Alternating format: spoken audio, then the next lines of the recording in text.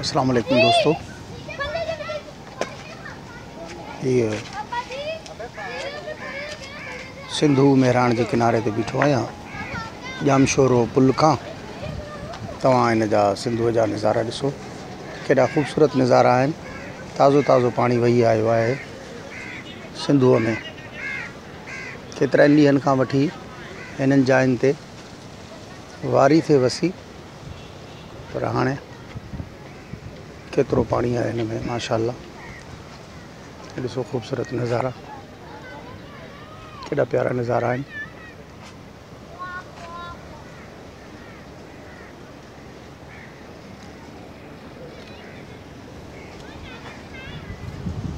ये ॾिसो साम्हूं जामशोरो पुल तव्हां गाॾियूं क्रॉस करे रहियूं आहिनि।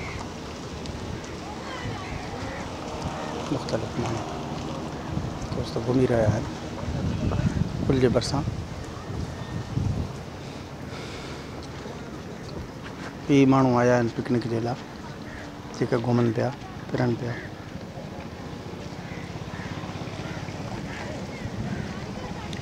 हीअ आहे सिंधुअ जो नज़ारो।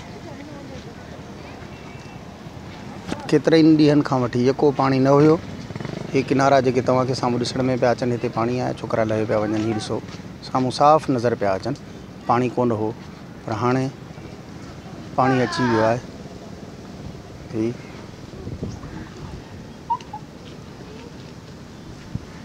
पाणी अची वियो आहे माशाअल्लाह। ॾाढा सुहिणा नज़ारा आहिनि। हीअ जामशोरो अलमंज़र जे भरिसां जा मंज़र आहिनि। अलमंज़र हुन पासे आहे, ही दरिया जो सॼो पासो आहे। हैदराबाद वारे पासे खां जामशोरे वारो परियों पासो अलमंज़र जो परियों पासे आहे।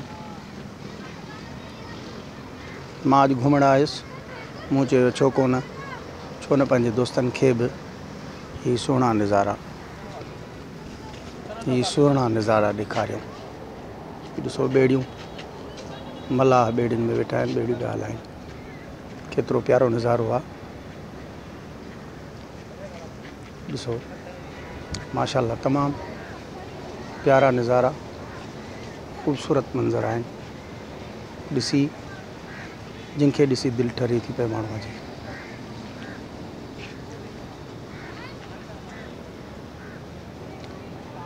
ऐं साम्हूं परे परे खां लाखड़ा पावर हाउस ॾिसण में पियो अचे।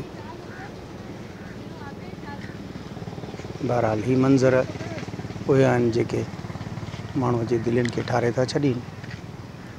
तमामु प्यारा ख़ूबसूरत मंज़र।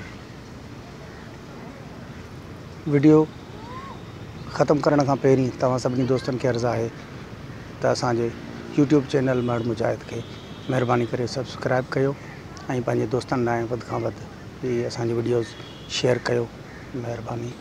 ऐं सब्सक्राइब करण खां पोइ बेल आइकन खे दॿाइणु, जेका नंढड़ी घंटी उन जे भरिसां हूंदी आहे, उनखे ज़ोर ॾियणु न विसारींदा। महिरबानी। ख़ुदा हाफ़िज़। अव्हांजो पंहिंजो मर्द मुजाहिद।